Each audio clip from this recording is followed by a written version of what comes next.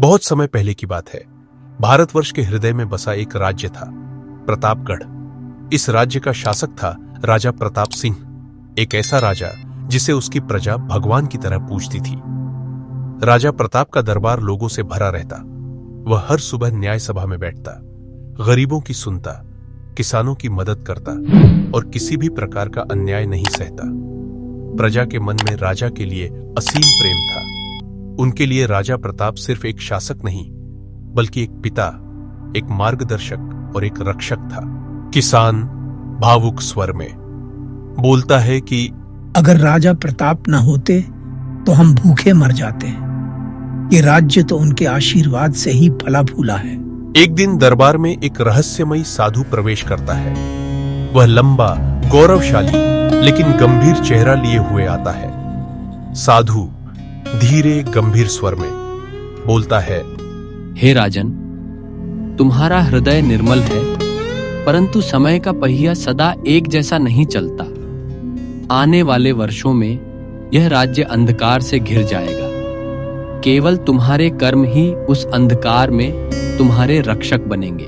राजा प्रताप मुस्कुराते हुए बोलता है, साधु देव, अगर कर्म ही रक्षक बनेंगे तो मैं निडर हूं, क्योंकि मैंने सदा धर्म और नेकी का मार्ग ही चुना है। समय बीता। राजा प्रताप ने पहले की तरह ही राज्य चलाना जारी रखा, लेकिन धीरे धीरे बदलते मौसम, असमय वर्षा और सीमाओं पर उठते युद्ध के बादल किसी अनहोनी की आहट देने लगे। कुछ दरबारी जो राजा की प्रसिद्धि से जलते थे, गुप्त रूप से दुश्मन राज्य से संपर्क साधने लगे। उन्होंने सोने चांदी और सत्ता के लोभ में राज्य से गद्दारी करने की ठान ली। एक रात जब पूरा राज्य शांत था, दरबार के कुछ मंत्री और सिपाही राजा के कक्ष में घुस आए। राजा को बंदी बनाकर झूठे आरोपों में फंसाकर महल से निकाल दिया गया। राजा प्रताप अकेले, वस्त्र फटे हुए, पैदल जंगल की ओर निकल गया। यह शुरुआत थी एक राजा के कर्मों की असली परीक्षा की। जंगल में पहला दिन, निर्वासन का पहला दिन। राजा प्रताप भूखा, थका और उदास एक घने जंगल में भटक रहा था, लेकिन उसके चेहरे पर क्रोध नहीं, बस शांति थी। उसने कभी किसी के प्रति द्वेष नहीं रखा। पहले भले कर्म का फल रात को राजा को एक झोपड़ी दिखाई दी। अंदर एक बुजुर्ग किसान और उसकी पत्नी रहते थे। किसान बोलता है, अरे ये तो वही है जिसने सालों पहले हमारी जमीन का कर्ज माफ किया था। अरे भीतर आइए महाराज, ये घर आपका ही है। राजा ने भावुक होकर किसान का धन्यवाद किया और वहीं पहली रात गुजारी।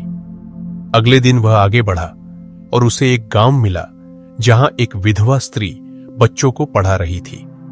उसे देखते ही वो दौड़ी और बोली, महाराज, आपने ही मुझे आश्रय और रोजगार दिया था। आइए, हमें सेवा करने दीजिए। हर जगह जहां भी राजा पहुंचा, उसे पहले के नेक कर्मों का फल मिल रहा था।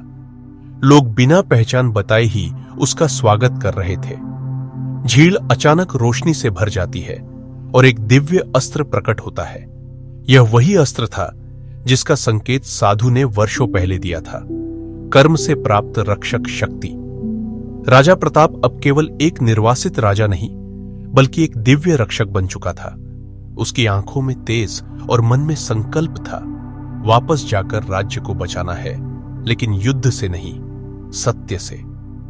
प्रतापगढ़ में अराजकता फैल चुकी थी। नया शासक जनता का शोषण कर रहा था। कर बढ़ा दिए गए थे, किसानों से जबरन अनाज वसूला जा रहा था और न्याय केवल अमीरों के लिए था।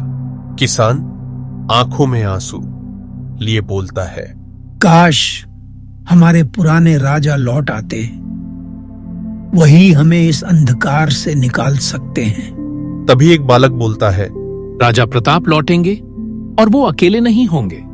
उनका साथ अब स्वयं प्रकृति और सत्य देंगे। राजा प्रताप गुपचुप रूप में शहर पहुंचा।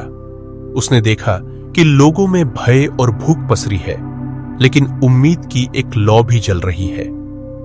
राजा प्रताप बोलता है, मुझे किसी सिंहासन की चाह नहीं, मुझे चाहिए सिर्फ मेरा प्रतापगढ़, मेरा धर्म और मेरी प्रजा की मुस्कान। राजा ने हथियार नहीं उठाए।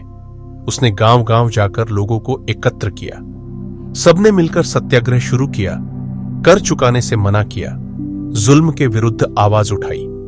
सत्य की यह अग्नि धीरे धीरे पूरे राज्य में फैल गई। जनता एकजुट हो गई।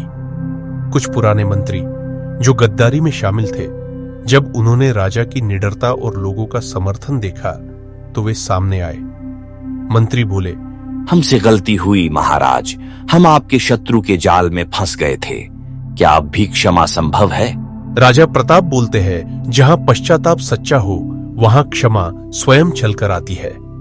राजा ने दिव्य अस्त्र को केवल एक बार उपयोग किया, उस जगह जहां शत्रु राजा का किला था। बिना किसी खून खराबे के अस्त्र की शक्ति ने किले की नींव हिला दी। शत्रु राज्य भयभीत होकर भाग गया।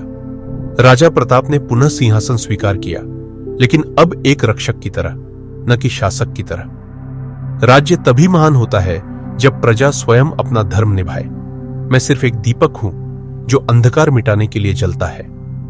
राजा प्रताप की कहानी सिर्फ इतिहास नहीं, एक प्रेरणा है कि जब कर्म शुद्ध हो तो कठिनाई भी वरदान बन जाती है। सत्य की राह कठिन जरूर है, लेकिन वही रास्ता अंत में विजय तक ले जाता है। हर कहानी कुछ सिखा जाती है।